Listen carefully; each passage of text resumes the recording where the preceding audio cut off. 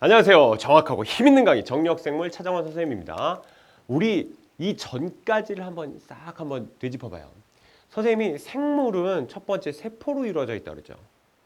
그 세포로 이루어져 있기 때문에 세포가 어떤 세포 소기관이 있고 세포 조직, 기관, 개체 뭐 이런 얘기들을 했어요. 앞부분에서. 그리고 생물은 물질 대사를 한다고 그랬죠. 물질 대사를 한다. 이 사람의 입장에서 보면 물질 대사라는 건 먹고 싸는 걸 얘기해요. 그래서 소화, 호흡, 배설 뭐 이런 걸 했죠. 먹고 싸는 거. 그 다음에 자극과 반응을 한다. 자극과 반응을 한다. 그래서 자극이 어떻게 들어오고 신경세포체에서 어떻게 전도되고 그 다음에 전달되고 신경계는 어떻게 만들어져 있고 중추신경계, 말초신경계가 있고 그리고 항상성, 호르몬을 가지고 체온, 삼투압, 혈당량이 우리 몸에서 어떻게 계속 일정하게 유지되는지에 대해서 얘기를 했단 말이죠. 그리고 네 번째 발생과 생장을 한다는 건데 발생과 생장을 한다는 거는 요 생명과학원에서 빠져 있어요. 발생과 생장을 한다는 건. 그리고 생식과 유전을 한다는 건데 생식과 유전을 한다는 거는 계속 배웠어요. 앞부분에서 세포 분열을 하는데 체세포 분열 말고 자식을 만드는 세포 분열, 감수 분열이 있다. 그래서 정자나 난자를 만든다. 이런 얘기 했었고 그런 것들이 만나서 어떤 유전 현상이 벌어진다. 멘델의 유전 법칙, 사람의 유전, 돌연변이 이런 것들을 다 배웠단 말이죠. 그렇죠? 그리고 여섯 번째가 뭐냐면 환경에 적응하고 진화한다는 거잖아요. 이번 시간부터는 환경에 적응하고 진화를 배우는 겁니다. 그래서 환경에 적응하고 진화를 배운다. 그럼 환경에 적응한다는 뭐냐? 그럼 환경을 생각해야죠. 그럼 생물이 살고 있는 것, 생물과 생물이 살고 있는 것, 이 환경을 다 통틀어서 우리는 뭐라고 그러냐면 그거를 생태계다라고 얘기하는 겁니다. 생태계. 생태계라고 얘기해요. 그래서 생태계는 크게 생물적 요소하고 비생물적 요소, 살아있지 않은 거, 환경, 비생물적 요소를 나누는 겁니다. 크게 이렇게 두 가지로 나뉘는 거야. 그래서 생물은 어떤 것들이 있냐면 생산자라는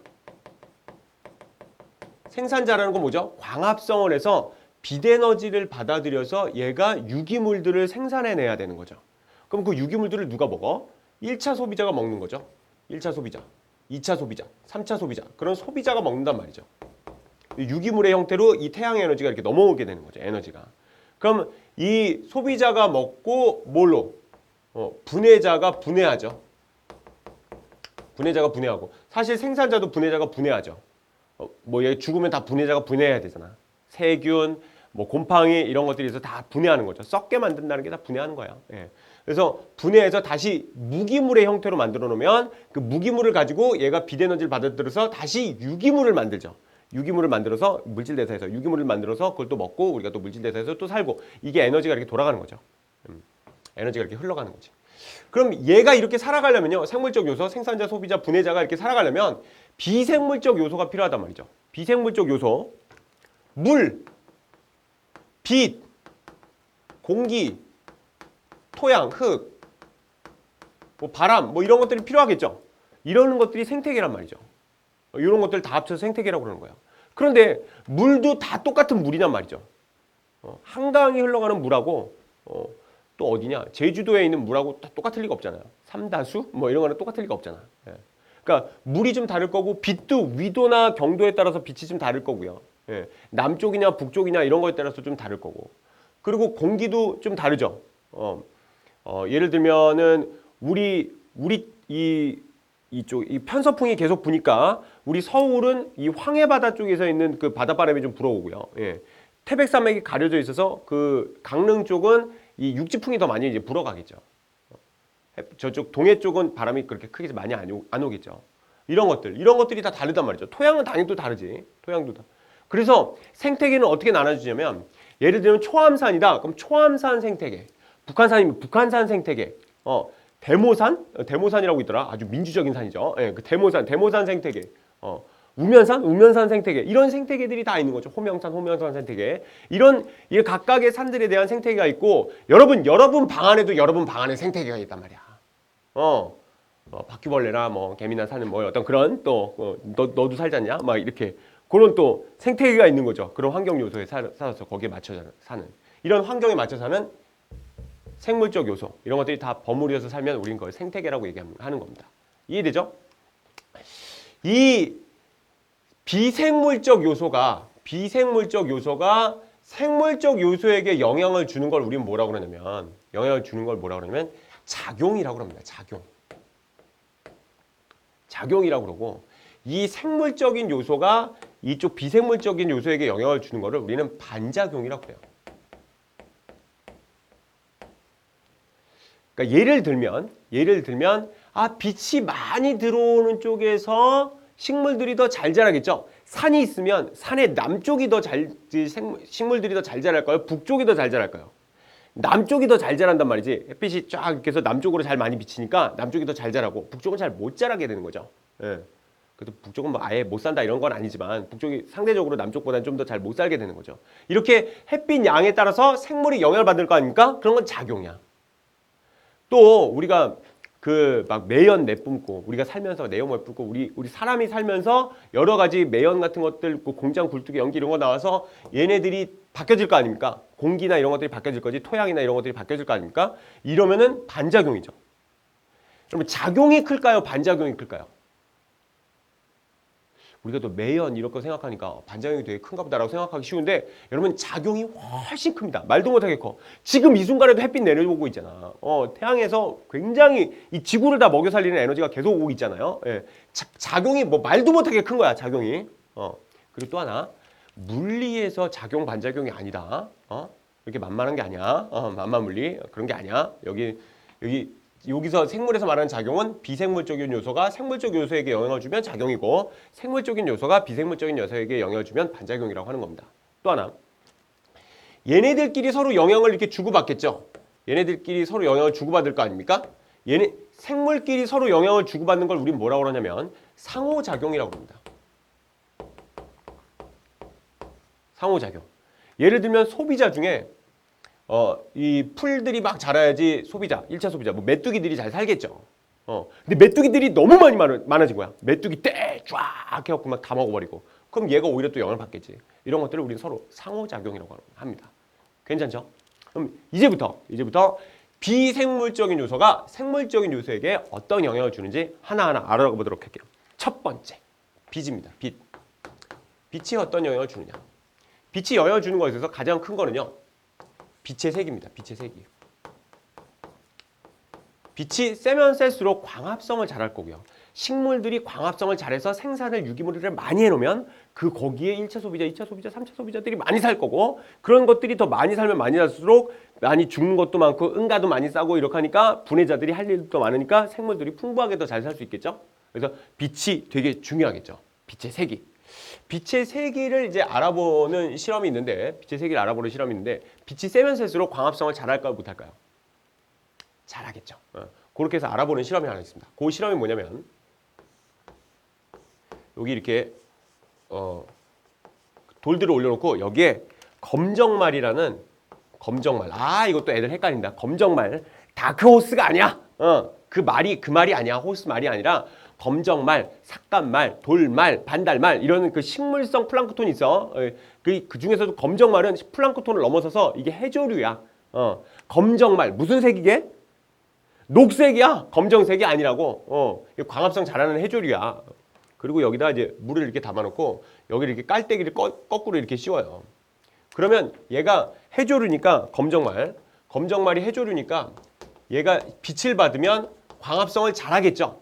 광합성 결과 산소가 나올 거란 말입니다.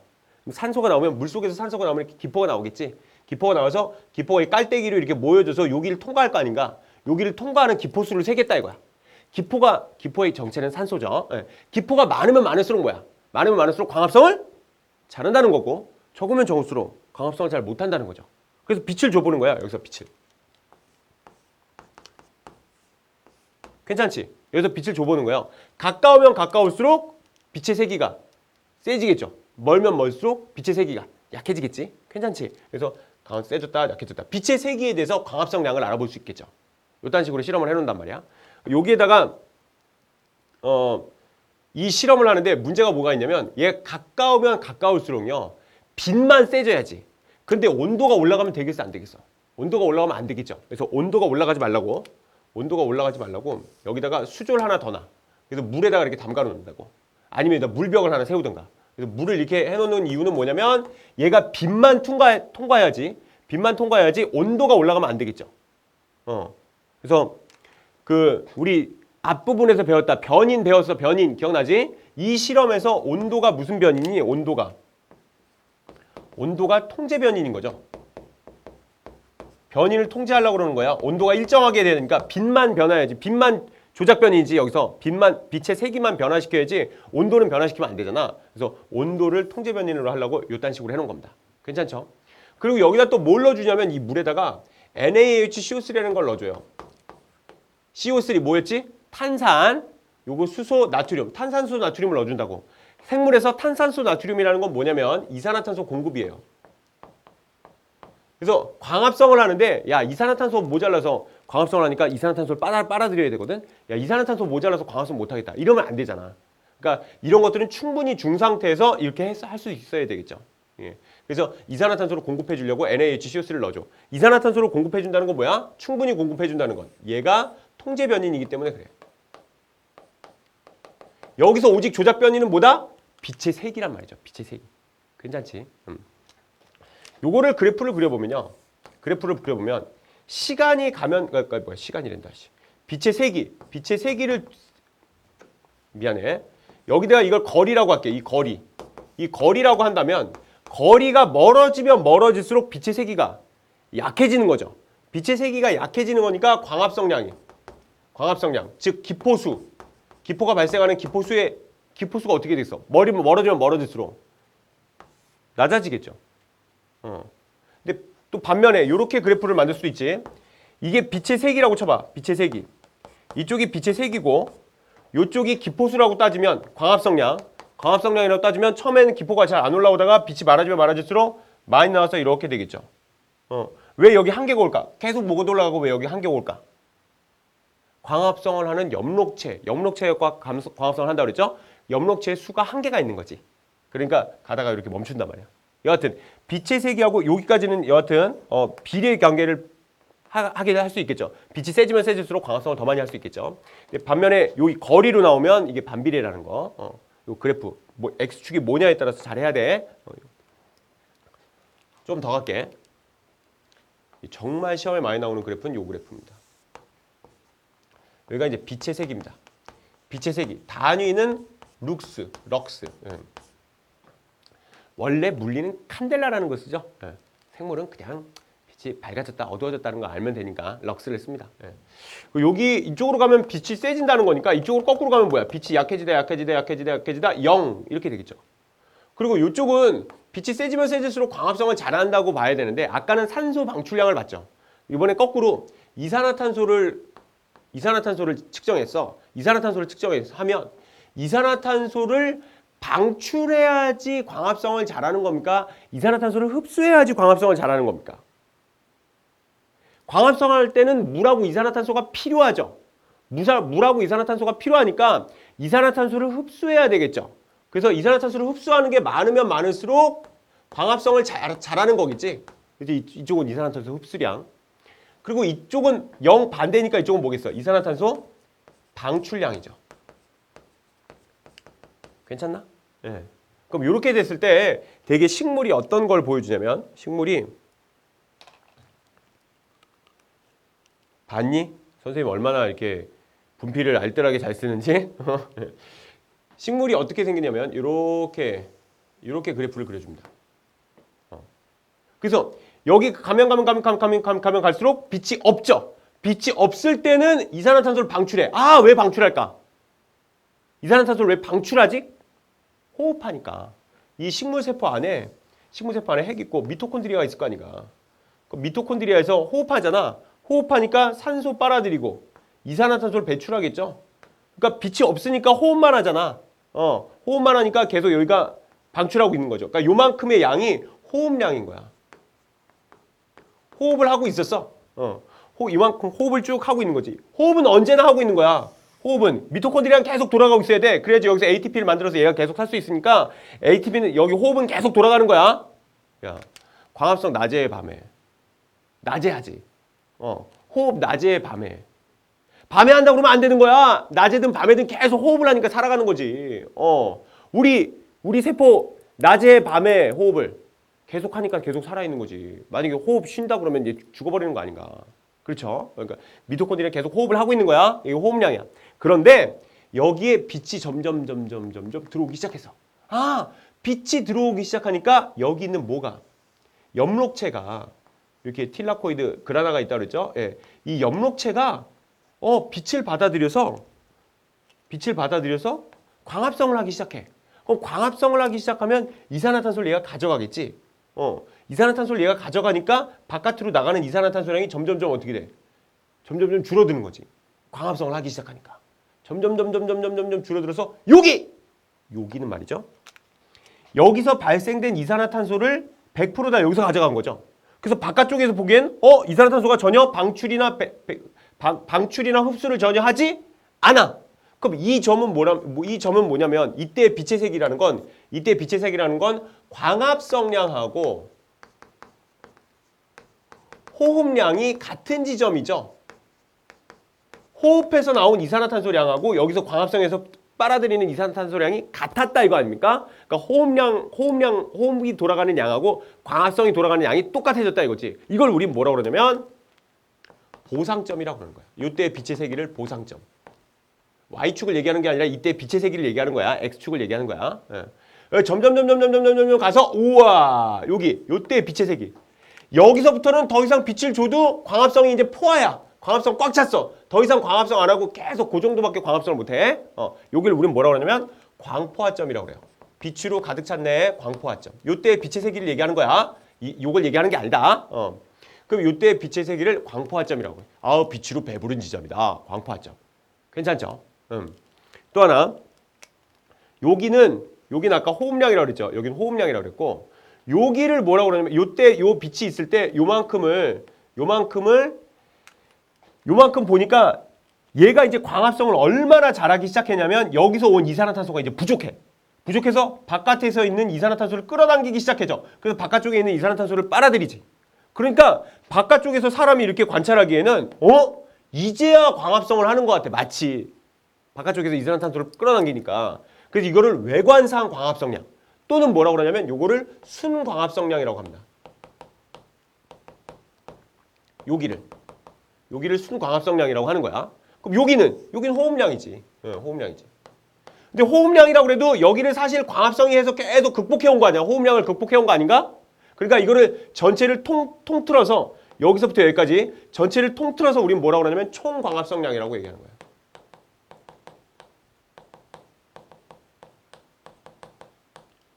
선생님 그래프 하나 갖고 이거 너무 설명이 많은데요. 그러니까 시험에 잘 나와. 그러니까 시험에 잘 나오는 거야. 이거 꼭 알아야 돼. 시험에 그러니까 잘 나온다고. 괜찮지? 여기서 끝이 아니야 이 그래프가. 조금 더 가볼게. 이런 식물이 하나 있고 이런 식물이 있는 거야. 오잉? 이걸 A라는 식물이라고 그러고 이걸 B라는 식물이라고 해보자. 그럼 식물 중에는요. 여러분 식물 그 집에서 화분 좀 키워봤어? 그럼 엄마가 꼭 베란다에 놔둬서 거기 빛을 많이 받아서 커야 되는 식물이 있는 반면에 여기 그 싱크대에 있는 쪽에다 갖다 놓은 식물도 있어. 이거는 빛을 많이 안 줘도 된대. 그러니까 빛이 많이 없는 데서도 잘 자라는 식물이 있고 빛이 많아야만 잘 자라는 식물이 있죠. 그래서 빛이 많아야만 양지에 있어서만 잘 자라는 식물을 우린 양지식물이라고 그러고 빛이 없어도 좀 잘 자라는 식물을 음지식물이라고 합니다. 괜찮지? 따라올 수 있지? 그러면 A가 양지식물일까 음지식물일까? 그렇지. A가 양지식물인 거야. 왜? A는 빛을 이만큼이나 쓸 수 있잖아. 빛으로 배부를 때면 이만큼이나 빛을 먹어야 돼. B는 요만큼만 먹어도 광포화점이 여기 있잖아. B는. 그러니까 B는 요만큼만 먹어도 배부르단 말이죠. 선생님 똑같은데 얘는 왜 요만큼만 먹어도 배부른데 살 수 있습니까? 아하 여기 봐봐. 호흡을 요만큼밖에 안 해. 호흡을 요만큼밖에 안 하니까 얘는 이만큼만 해도 많이 한 거야. 근데 반면에 양지식물은 음지식물보다 호흡량이 많지. 호흡이 많으니까 광합성도 많이 해야 된단 말이야. 집에 너 학원 다니고 인강 듣고 소비가 많잖아. 점점 네가 크면서 소비가 많단 말이야. 대학 가잖아. 대학 등록금이 얼마인 줄 알아? 한 학기에 400, 500 된다고요. 8학기를 다닐 거잖아. 4년제 다닐 거냐? 8학기? 5, 8, 40. 4천만 원이야. 4천만 원 어디서 구할 거야? 많이 쓰면 부모님이 많이 벌어야 돼. 그렇지. 많이 안 쓰면. 많이 안 벌어도 되겠지. 아버지가 그렇게 방만한 마음을 갖고 사시는지 모르겠다. 하여튼. 그러니까 많이 조금밖에 안 쓰면 조금만 벌어도 충분히 살 수 있는데 많이 쓰는 애는 많이 벌어야 되겠지. 그러니까 B가 음지식물이고 A가 양지식물이라고. 괜찮죠? 따라올 수 있지? 하나만 더 할게. 요 나무가 이렇게 있는데 나무가 같은 나무에서도 주걱이 아니야. 나무야. 그 같은 나무에서도 요 바깥쪽에 사는 잎이 있어. 바깥쪽에 사는 잎. 응? 바깥쪽에 사는 잎. 바깥쪽에 사는 잎이 있고 이 안쪽에 사는 잎이 있다고. 요 안쪽에 사는 잎. 괜찮나? 요 안쪽에 사는 잎. 요 안쪽에 사는 잎을 우리는 뭐라고 그러냐면 음엽이라고 그래. 음엽. 안쪽에 사는 잎을 음엽이라고 그러고 응엽이 아니라 음엽. 바깥쪽에 사는 잎을 양엽이라고 한다고. 바깥쪽에 사는 애가 더 많이 햇빛을 받겠어? 이 안쪽에 사는 애가 햇빛을 더 많이 받겠어? 안쪽에 사는 애가 햇빛을 더 많이 받겠지? 뭐라고? 바깥쪽에 사는 애가 햇빛을 더 많이 받겠지. 바깥쪽에 사는 애가. 그러니까 바깥쪽에 사는 애가 요게 양지식물, 음지식물 요거 말고 얘가 양엽이게 음엽이게. 같은 식물 안에서도 요게 다르다고. 그래서 요쪽 애가 양엽이야. 같은 식물 안에서도. 얘가 음엽이라고. 선생님, 같은 식물인데도 뭐 이런 차이가 벌어지나요? 왜 이러냐면 나무가 이렇게 나뭇잎이 이렇게 있잖아요. 그림 잘 그린다. 나뭇잎을 이렇게 잘라봐. 잘라서 이렇게 단면도를 보면 여기 이렇게 그 표피가 이렇게 있죠. 겉에 표피가 있고 요 밑에도 표피가 있지. 여기가 이제 윗면이다. 표피가 이렇게 있고 그러면 여기 이제 기공이 있겠지. 기공이 있고 기공이 이제 구멍이 뚫려 있어. 잎 뒷면에 기공이 뚫려 있어갖고 여기에 물이 증산작용 증발하고 그리고 여기 이산화탄소 이렇게 넣어주고 이런 데가 있거든요. 기공을 만드는 구멍을 만드는 주변에 있는 세포다. 그래서 이 공변세포라고 그런단 말이야. 이 공변세포가 이렇게 있는데 여기 들어올 때 여기 안에 양엽이면 햇빛을 많이 받잖아. 햇빛을 많이 받으니까 광합성을 잘하겠지. 광합성을 많이 하라고 여기에 책상 조직이라는 게 되게 많이 발달했어요. 책상 조직. 책상 조직이라는 건 뭐냐면 책 모양이다 이거지. 마치 책이 쫙 꽂혀 있는 것 같다는 거야. 여기에 엽록체가 되게 많다고. 엽록체가 되게 많아. 엽록체가 되게 많아서 얘가 빛을 받는 족족족 광합성을 많이 한다고. 그러니까 얘는 광합성을 많이 하는 거야. 근데 엽록체가 많을 뿐만 아니라 얘가 많이 버니까 많이 써 또. 양엽은 요딴 식으로 돼 있다고. 그리고 여기 안쪽에는 해면 조직이라고 해서 해면이라는 건 스펀지를 해면 조직. 해면이라는 거는 스펀지를 한문으로 얘기하면 해면이야. 여기가 물을 함유하고 있다고 이렇게. 물이 좀 있어야 살 수 있으니까. 물이 없으면 말라 비틀어져 버리잖아. 그러니까 물을 감유하고 있어. 그러니까 여기 해면 조직은 엽록체가 있긴 있는데 그닥 그렇게 많지 않아. 엽록체가. 여기는 광합성을 잘 안 한단 말이야. 양엽은 책상 조직이 되게 많이 발달돼 있고 음엽은 책상 조직이 별로 발달이 잘 안 돼 있어. 그러니까 엽록체가 적으니까 얘가 이렇게 음엽은 이렇게 조금만 하는 거지. 그리고 얘가 엽록체가 적으니까 그 미토콘드리아도 좀 적어. 그러니까 호흡도 조금 하는 거지. 괜찮나? 환경에 적응하는 거야. 환경에 적응하는 거. 빛의 세기에 대해서 환경에 적응했습니다. 요게 첫 번째가 빛의 세기입니다. 여기까지는 지금 빛의 세기에 대해서 알아봤고 두 번째는 빛의 파장에 대해서 한번 알아봅시다. 빛의 파장.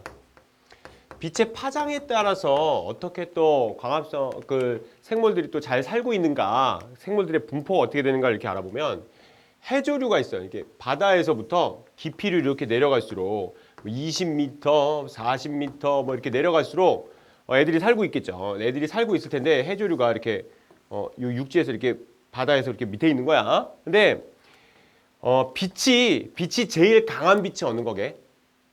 빨간색이게 보라색이게. 요거 그 만만물리 선생님한테 좀 배웠나? 지금 얘기 들어봤나? 모르겠으면 차정원 선생님한테 들어봐. 그 빨간색이 있고 빨간색이 있고 보라색이 있는데 빨간색과 보라색이 가시광선의 맨 끝이잖아요. 근데 빨간색일수록 더 약한 거예요. 그 빨간색 바깥쪽에 있는 선을 우린 적외선이라고 그러거든요. 적외선은 여러분 그 찜질방 가면 이렇게 빨간 등 이런 거 보였어? 봤어? 빨간 등 그거 왜 있어? 야하게 보이라고 있는 게 아니야. 그게 원적외선이라고 이제 적외선이 이렇게 나오면 식물이 탱탱해지고 좋단 말이야. 여러분 그 정육점에 그 빨간 등 있죠? 빨간 등 왜 있는 거야? 고기 육질이 더 빨갛게 보이고 더 좋은 것도 있지만 거기 적외선이 나와서 거기 그 육질들이 수분을 안 잃고 탱탱하게 잘 보이도록 해주는 겁니다. 그 보라색을 생각해봐. 이제 보라색 바깥쪽에 보라색을 한문으로 자색이라고 그러거든. 자색 바깥쪽에 있는 선을 우리는 뭐라고 그러나? 자외선이라고 그러잖아. 자외선 좋아 안 좋아? 자외선 세면 좋아? 안 좋잖아. 찜질방에 자외선 나오면 어떻게 되겠어? 그럼 망해버리겠지. 그러니까 자외선은 너무 세서 우리의 DNA나 이런 것들을 바꾸기 때문에 안 좋단 말이죠. 자외선은 되게 센 거야. 적외선은 되게 약한 거야. 그러면 빨간색도 약한 거지. 보라색은 되게 센 거란 말이야. 그러면 이 물 깊숙이 들어가는 빛은 빨간색일까 보라색일까? 딩동댕. 빨간색은 깊숙이 들어갈 수가 없다고. 빨간색은 깊숙이 못 들어갈까? 여기는 빨간색이 여기만 있어. 여기에만. 그러면 빨간색을 흡수하는 애가 빨간색이면 어떻게 되게? 빨간색인 애가 빨간색이라는 건 뭐야? 얘가 왜 빨간색이지? 빛의 파장 중에서 다른 빛은 다 흡수하고 빨간 빛은 반사라니까 얘가 지금 빨간색으로 보이는 거라고. 얘는 왜 노란색이야? 다른 빛의 파장은 다 흡수하고 노란색의 빛은 반사하니까 반사되는 빛이 우리가 눈에 보이는 거 아닌가? 그러니까 얘가 빨간색이면 빨간색을 써야 되기 때문에 얘는 빨간색이 아니라 여기 어떤 애들이 살고 있냐면 여기에는 녹조류가 살고 있습니다. 녹조류. 녹조류는 이 붉은색 파장, 적색 파장을 되게 많이 사용하거든. 광합성에 되게 많이 사용하니까 녹조류가 여기 있어. 녹조류가 뭔가요? 조류라는 건 이게 해조류를 얘기하는 건데 녹조류라는 건 녹색이야. 매생이 먹어봤나? 매생이? 요즘 매생이 칼국수 뭐 이런 거 되게 인기잖아. 막 머리카락처럼 막 이렇게 그게 쫙 이렇게 펼쳐진 거 있잖아요. 예. 녹색 머리카락처럼 돼 있는 거. 녹색인데 쭉쭉쭉 돼 있는 거. 그 매생이. 또는 파래김 봤어? 파래김 이렇게 비춰보면 거기 이렇게 초록색들 이렇게 있잖아. 또 클로렐라 이런 것들이 녹색 조류입니다. 얘는 녹조류들은 여기 이렇게 좀 얕은 바다에 산다고. 왜? 빨간색 빛을 사용해야 되니까. 그러면 깊은 바다에 사는 애. 깊은 바다에 사는 애는 파란색 빛까지 이렇게 들어오는 거죠. 파란색. 보라색 빛까지 들어온단 말이야. 보라색 빛을 써야 되는 거니까 얘는 보라색을 띠면 안 되겠죠. 그래서 제일 깊숙한 바다까지 사는 애가 누구냐면 홍조류가 사는 겁니다. 홍조류가. 홍조류는 어떤 것들이 있냐면 우뭇가사리 이런 거 아나? 우뭇가사리? 우뭇가사리 갖고 그 우묵이라는 걸 만드는데 잘 갈아갖고 한천 이런 거 들어봤어요? 한천? 한천으로 만든 채 못 먹어봤나? 이렇게 묵은 아닌데 얇게 투명한 거 있어. 투명한 거 있어갖고 이렇게 아무 맛이 안 나. 아무 맛이 안 나는데 뭐 양념으로 이렇게 버무려갖고 이렇게 먹지. 급식에 가끔 나오는데 한천. 그런 그 우뭇가사리 같은 홍조류는 이렇게 되게 깊숙한 데까지 사는 겁니다. 얘는 왜? 얘를 쓰니까. 그래서 색깔이 서로 지금 보색인 것 같죠? 이렇게 서로 지금. 그리고 여기 사이에 뭐 노란색이나 뭐 이런 것들을 이렇게 뭐 들어오면 이런 것들을 쓰는 갈조류라는 애들이 이렇게 살죠. 여기 갈조류, 뭐 미역, 다시마 뭐 이런 것들이 있어요. 이런 것들 여기 좀 얘보다 좀 깊고 얘보다 좀 얕고 이렇게 사는 거죠. 그러니까 빛의 파장에 따라서 생물들이 사는 이렇게 분포가 달라지는 거지. 여기에 생태계가 달라지는 거 아닌가? 여기 녹조류들이 사니까 여기에는 또 여기 어떤 생태계, 여기 생태계가 다 달라지겠지. 생산자들이 있으니까 걔를 먹고 사는 소비자, 걔네들을 분해해야 되는 분해자 이런 것들이 또 다 달라지겠죠. 수심에 따라서. 이 수심에 따라서 달라지는 건 빛의 파장 때문이다 이거죠. 이런 영향을 또 주고받는 겁니다. 세 번째는 빛의 시간에 대한 겁니다. 빛의 시간. 빛이 시간을 얼마나 주느냐. 이걸 뭐라고 그러냐면 우리는 광주기성이라고 얘기하더라고. 광주기성. 광주기. 주기라는 말 알죠? 길이를 얼마나 주느냐. 그래서 우리가 하루에 주는 빛의 길이가 있다고. 그래서 뭐 24시간 동안 빛의 길이를 가만히 생각해 보면 낮이 있고 밤이 있죠. 여기 식물 A가 있고 A라는 식물이 있어. 여긴 B라는 식물이 있다고 쳐봐요. 이럴 때 얘가 낮이 길어. 여기 중앙이라 보면 낮이 길어. 여긴 낮이야. 낮이 길고 여긴 밤이 짧아. 낮이 길다고. 낮이 길면 얘가 꽃을 피네. 얘는 꽃을 못 펴. 낮이 기니까. 그러면 그 다음에 거꾸로 낮의 길이를 짧고 밤의 길이가 길어. 밤의 길이가 기니까 낮의 길이가 짧으니까 얘가 꽃을 못 피고 얘가 꽃을 피더라는 거야. 그래서 이름을 이제 뭐라고 붙였냐면 얘는 낮의 길이가 길어야만 꽃을 피는 애입니다. 그래서 장일식물이라고 이름을 붙였다고. 장일식물. 뭐 괜찮죠? 날일. 낮이 길다 이거죠. 장일. 예. 그리고 얘는 낮의 길이가 짧아야만 꽃을 피는 애입니다. 그래갖고 얘는 단일식물이라고 이름을 붙였다고요.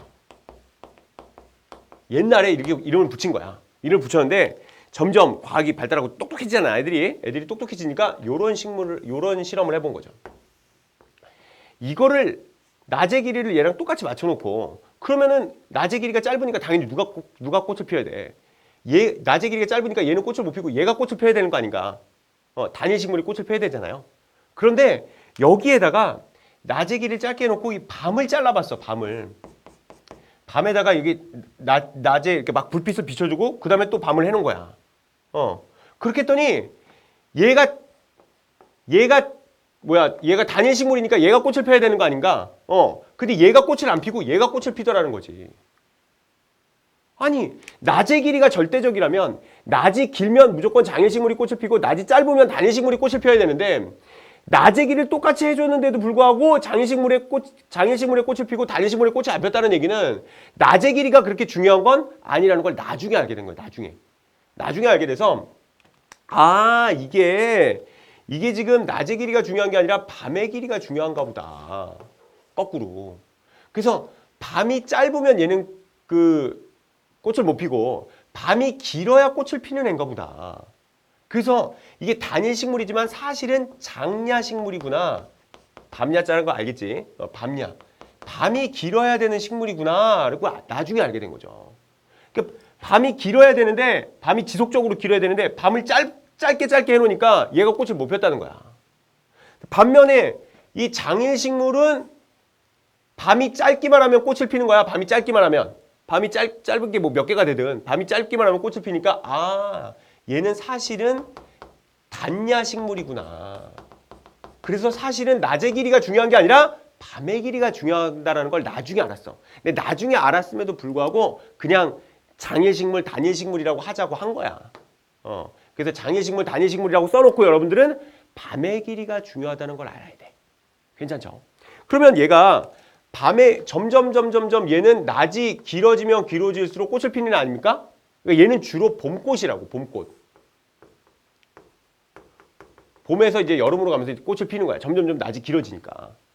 그럼 이때 여름 때 열매를 맺겠지? 열매를 맺으니까 동물들이나 이런 것들이 더 많이 오겠지? 1차 소비자, 2차 소비자, 3차 소비자가 거기 더 많이 살겠지? 그러니까 걔네들이 거기다 살다가 죽겠지? 죽으면 분해자들이 거기 더 많이 살겠지? 그러니까 이 생태계는 봄하고 여름에 되게 많이 번성하겠지? 그런데 얘는 길이가 짧아질수록, 밤 길이가 짧아질수록 꽃을 피잖아요. 미안해. 밤 길이가 길어질수록 꽃을 피잖아. 밤 길이가 길어질수록 꽃을 피니까 낮 길이가 짧아질수록 꽃을 피니까 밤 길이가 길어질수록 꽃을 피니까 얘는 가을에 꽃을 피는구나. 얘는 가을에 꽃을 핀다는 얘기는 가을에 열매가 맺겠지? 가을에 열매가 맺으니까 동면하는 식물들이나 동면하는 생물들이나 다람쥐나 뭐 뱀이나 뱀 이런 것들이 더 많이 몰리겠지? 그런 것들은 1차, 2차, 3차, 4차 소비자가 4차 소비자까지는 없다. 1차, 2차, 3차 소비자들이 많이 몰리겠지? 그럼 거기 또 다른 생태계가 벌어지겠지. 그러니까 이쪽 생태계와 이쪽 생태계가 달라지겠지. 이쪽 식물이 많은 쪽과 이쪽 식물이 많은 쪽이. 그래서 빛의 시간에 따라서 광주기성에 따라서 이렇게 또 생물들이 영향을 받는단 말이죠. 작용을 받는단 말이죠. 요거 말고 하나만 더 해볼게. 그럼 도대체 빛에 의해서 영향을 받는 이 빛의 길이를 인식하는 곳은 어디일까? 이게 궁금했던 거예요. 그래서 이게 궁금해서 이렇게 식물이 이렇게 있잖아. 그러면 뿌리가 이렇게 있고 줄기가 있고 여기 이렇게 잎이 있을 거 아닙니까? 그럼 여기 토양을 은박지로 가려봤어. 토양을 은박지로 가려보고 여기 밤 길이, 낮 길이를 해봤는데 이거랑 전혀 상관없이 그냥 꽃이 펴. 얘는 지금 잘못된 거지. 그러니까 뿌리는 아무런 상관이 없다 이거야. 인식하는 빛을 인식해서 뭐가 나오는 게 없다는 거지. 요번에는 줄기를 다 은박지로 가려봤어. 줄기를 은박지로 가려봤더니 이것도 상관없이 그냥 꽃이 펴. 그러니까 이 낮의 길이, 밤의 길이를 그러니까 단일식물은 항상 단일식물에 꽃이 피고 장일식물은 항상 장일식물에 꽃이 피더라는 거야. 상관이 없는데 요번에 마지막으로 여기에다가 식물을 이렇게 해놓고 이 이파리를 은박지로 가려봤어. 이파리를 은박지로 가려봤더니 단일 식물한테 그러니까 밤이 계속 길어야 되는 애한테 여기를 빛을 비춰주고도 은박지를 계속 가려본 거야. 그러면 계속 이 잎만 길이가 길어졌지. 밤의 길이가. 잎만 밤의 길이가 길어졌는데 장일식물이 꽃을 피더라는 거야. 잎만 밤의 길이가 길어지니까 꽃을 피더라는 거지. 그러니까 뭐야? 아, 장일식물, 단일식물에서 이 빛의 그 밤의 길이를 인식해서 얘가 꽃이 피고 지는 것은 잎이야 줄기야 뿌리야. 잎이라는 걸 알 수 있는 거죠. 잎에서 인식하는 거구나. 잎에서 얘가 뭐가 나오는구나 라는 걸 알 수 있는 실험인 거죠. 하나 더. 요거를 요렇게 돼 있게 나무를 만들었어. 이렇게. 여기다가 또 요렇게. 여기다가 아이고. 요렇게. 그래서 여기 줄기랑 줄기가 서로 그 채관이 물관 채관이 있는데 채관이 서로 이렇게 겹쳐지도록 이렇게 했단 말이야. 여기 있는 채관들은 여기 이렇게 타고 이렇게 갈 수 있어. 그리고 여기 잎을 이렇게 해놓고 요 잎에다가 빛을 이렇게 쬐줬다고. 빛을 쬐줘서 이 길이에 맞게 장일식물이면 낮의 길이가 길게, 단일식물이면 낮의 길이가 짧게 이렇게 그 빛을 이렇게 쬐줬다고. 그리고 이 조건을 다 준 거야, 똑같이. 그리고 꽃이 피나 안 피나 봤더니 얘만 꽃이 피는 게 아니라 얘도 꽃이 피고 얘도 꽃이 피고 얘도 꽃이 피는 거야. 그러니까 잎에서 만들어져 있는 그 빛을 인식하는 그 무엇이 그 신호가 뭘 타고 다닌다? 줄기의 채관을 타고 다니는구나라는 걸 알 수 있죠. 여기까지 이렇게 알 수 있는 실험이 그 다음에 있었단 말이야. 괜찮지? 이런 것들이 바로 광주기성입니다. 다음 시간에는 그 빛에 대해서 굴광성 그리고 물에 대해서 온도에 대해서 어떤 영향을 받는가 이런 것에 대해서 좀 더 알아볼게요.